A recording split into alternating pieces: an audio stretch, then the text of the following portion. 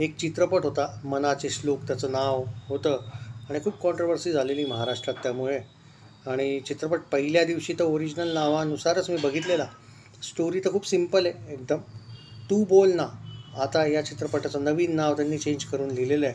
आधी होतं मनाचे श्लोक, आता चेंज केलेलं आहे आणि मनाचे उघड बंद दार असं लिहिलेलं आहे त्यांनी कंसात. पण मेन जे नाव आहे चित्रपटाचं तू बोल ना असं आता या चित्रपटाचं नाव झालेलं आहे. ओके, उद्या हा रिलीज होतो आहे 16 तारखेला.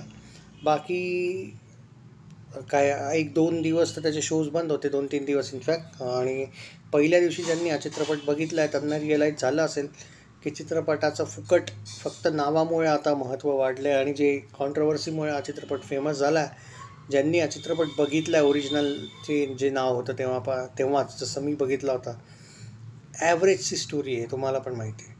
पण आता कॉन्ट्रोवर्सीमुळे बघू चालते का नाही.